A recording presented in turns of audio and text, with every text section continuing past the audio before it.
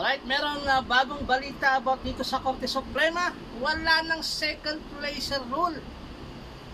Ibig sabihin ay wait lang may customer. Magaling ito ba may mga Kambi miyaw ayo Wow, mo kambi miyaw. Patin po na. na Ayan, miyaw. Okay? Ay, tuloy natin kasi may customer mga kababayan. Ito sa desisyon ng Korte Suprema na 9 favor at saka 4 descending, and then dalawa ang nag-abstain dito sa Supreme Court and bank, okay? Ayan, ibig sabihin na yung mga kagaya nung ginagawa ngayon ni Garcia, Comelec Garcia, na yung mga na-disqualified na kandidato ay pinapalitan niya ng natalong kandidato, ay hindi na yun maaaring mangyari. Ayon niyan sa Supreme Court na desisyon na kamakailan lang linabas.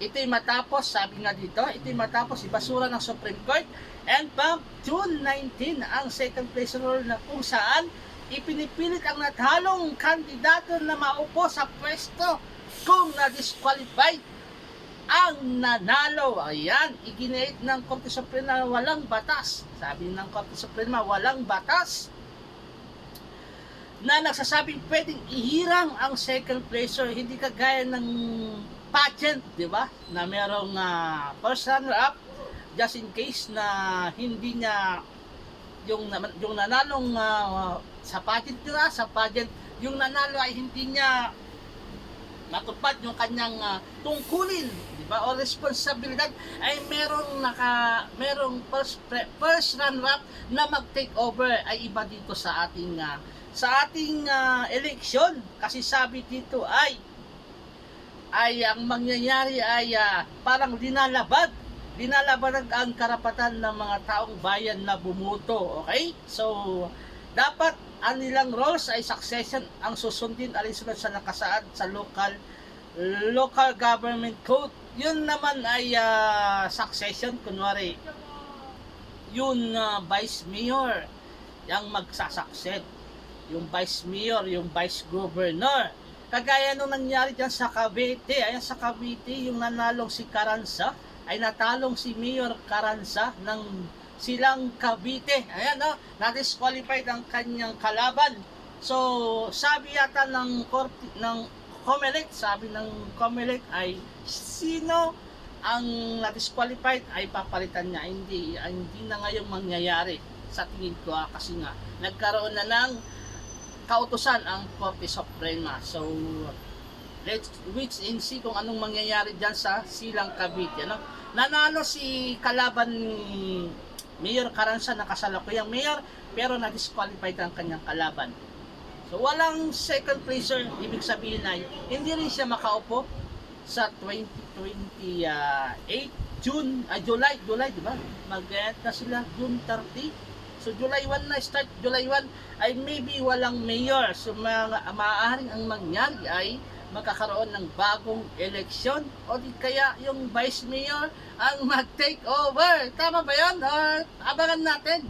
Yan din ang magkakaroon ng malaking epekto kay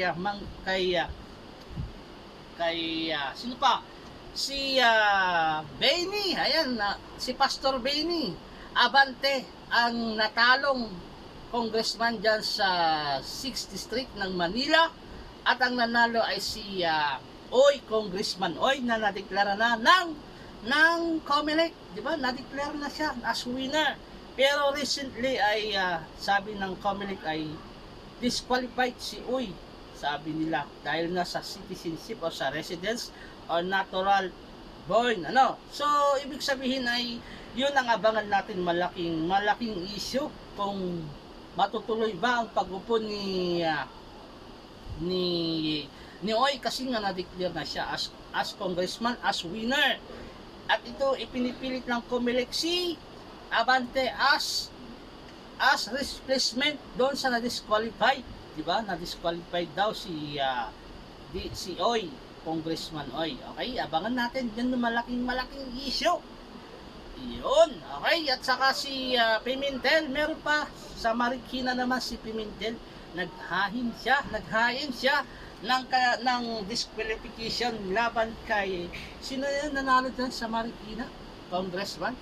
Si, nakalimutan ko na yung name. Pero ang laki ng, dapat kung natalo kasi, natalo na. Ang laki kasi ng gap ng votes na lamang si Marcy, tawag si Marcy, ang laki kumpara kay Pimentel na hindi pa sumusuko. Dapat sumuko ka na, Pimentel, kasi nga, huwag mo nang ipilit na lakwan ikaw. Nanalo, inatalo ka sa mata ng madlang people. Landslide po si Marcy dyan sa Marikina. Okay? Yun lang ang, yun lang ang advice ko. Huwag mong ipilit pagtalo-talo. Kasi nakita naman dun sa bilang ng votes. Okay? So ituloy natin.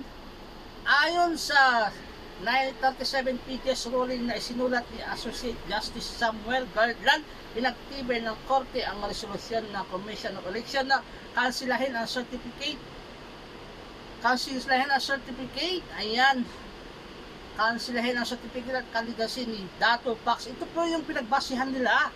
Yung governor ng si Dato Pax Magudato bilang gobernador sa Sultan Kudarat dahil sa isa ng residence requirement. Noong 2021, si Pax na kasalukuyan alkalde ng Dato Abdullah Santi, Maguindanao ay naghain ng kanyang certificate of candidacy para sa pagkagobernador ng Sultan Kudarat para sa May 9, 2022. Nakasaad sa kanyang COC na taga Purok Garden, Tamag, Lotayan, Sultan Kudarat. Nagsampa naman ng kaso sa Comelec si gubernatorial candidate Sharifa Akel Magudadato. Ayun, pares pa Magudadato to. Upang ipakansila ang kandidatura ni Pax Ali. Iginat ni Akel na hindi residente ng Sultan Kudarat si Pax Ali dahil siya ay kasalukuyang alkalde ng Dato Abdullah Sanhi, Maguindanao. Ayan, ayon kay Sharifa, maliban sa hindi pasok si Pax Ali sa kwalifikasyon sa pagtakbo bilang gobernador, taasan umano nitong kinutya election process sa kanyang pagtakbo sa Sultan Kudarat kung saan questionable ang kanyang residency. Kinontra naman ito ni Pax Ali mga aligasyon ni Sharifa at siya ay nagpakita ng ebidensya na siya ay tunay na taga Barangay Tamag, Lotayan, Sultan Kudarat. Hindi kinatikan ng Comelec ang First Division ang panig ni Pax Ali at tuluyan lang kinasila ang kanyang kandidatura dahil sa material mispresentation ng kanyang residency. Hindi ito nag-complies ng mga kamakailang requirements sa pangpatunayan na siya ay taga Sultan Kudarat. Samantala, ginawang basehan ng Supreme Court ang pagkansila ng kandidatura ni Pax Ali para abandanahin ang second placer. Yan po ang binasihan ng Korte Suprema. Nagpasya ang Korte Suprema na hindi dapat ikonsidera bilang nanalong kandidato si Pax Ali noong May 9, 2022 election at mga nakuhang boto nito ay itinuturing ng stray votes. Dagdag pa ng Supreme Court na dapat ang nanalong vice gobernador ang hirang na gobernador alinsunod sa role of succession na nakasaad sa local code. So yun, dapat kung gobernador, may vice gobernador.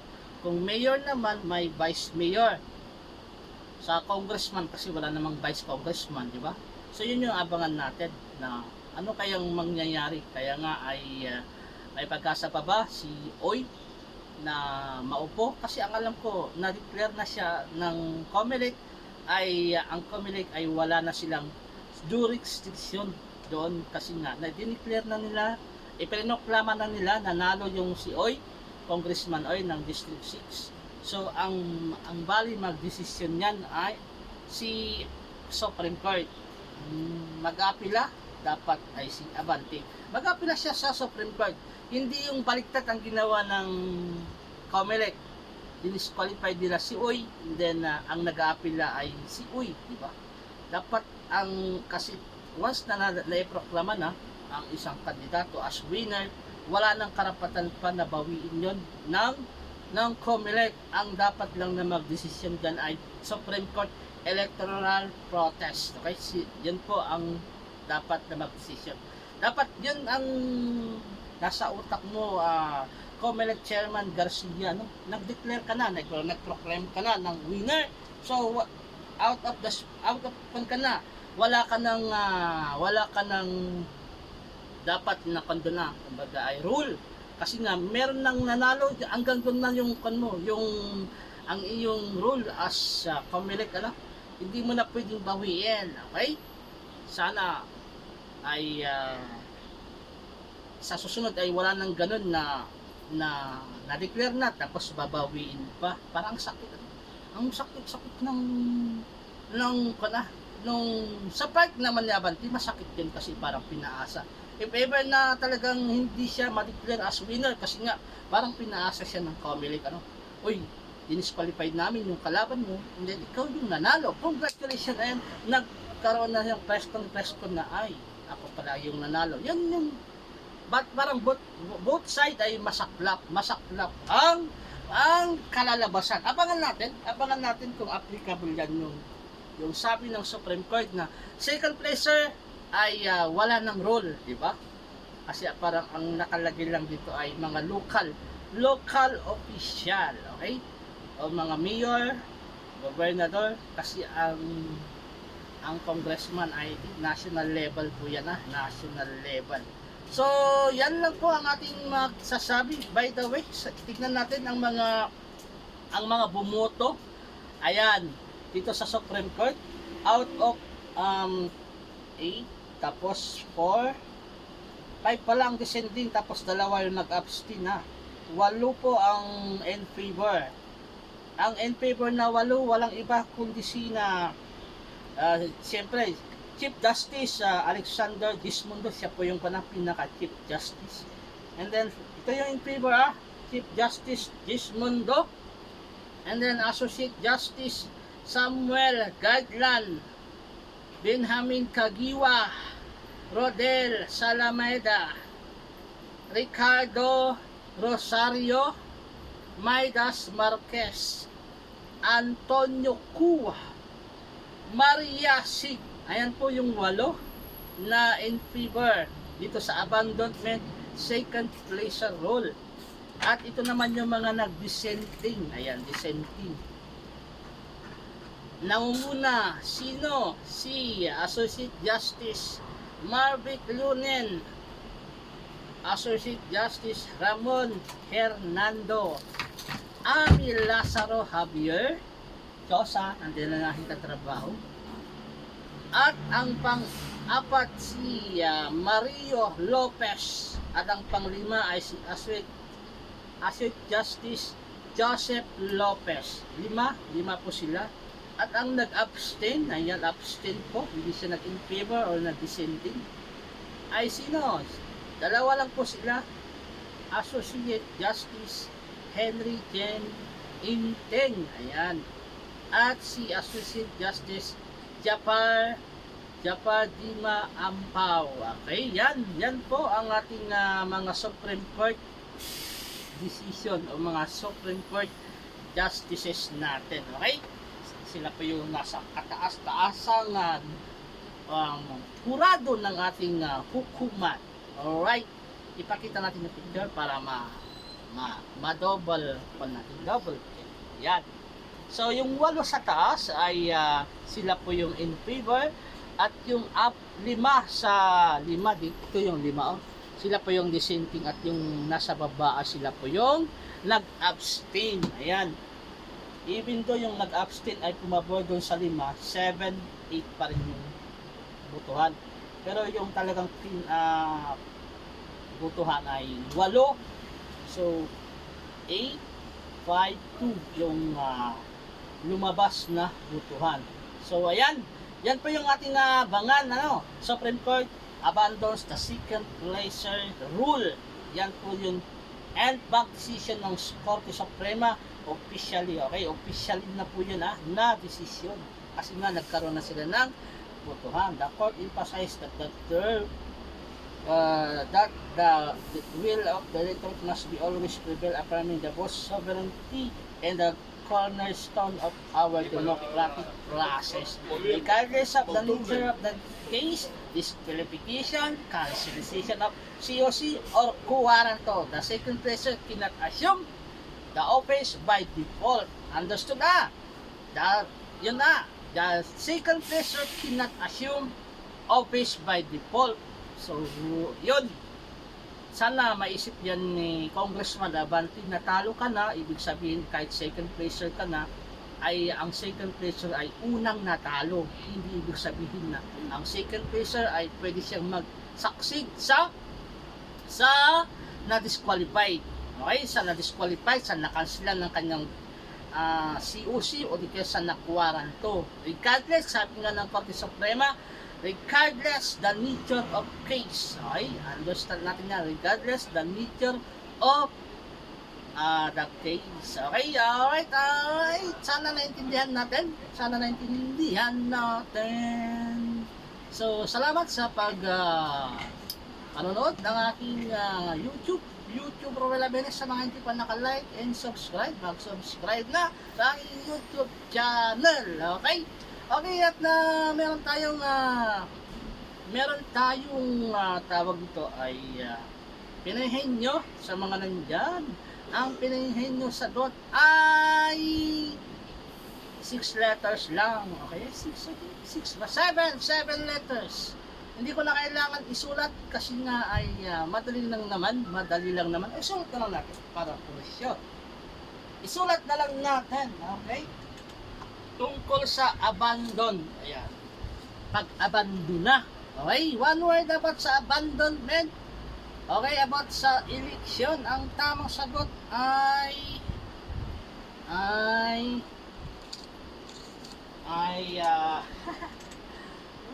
one more. On the count of 10, 9, 8, 7, 6, 5, 4, 3, 2, 1, 7 letters. Stop! Ang tamang sagot ay ano yan? Ano yung nakalagay dyan? Ihirang, ihirang, okay? Ihirang, 7 letters. Yung mga ihirang, yan, ihirang, okay? Sana may nanalo dyan sa word na ihirang, okay? About sa election, yung mga ihirang na nanalo, na disqualified ay hindi automatic. Yung second placer ay magtitik ng kanyang place, di ba? Magtitik over, okay? Yun po yung role ng Supreme Court and BAC, okay? Maraming salamat at sa ngayon ay hanggang dito na lang. Thank you again. Again and again. Maraming salamat. Have a nice day. Bye-bye. Thank you.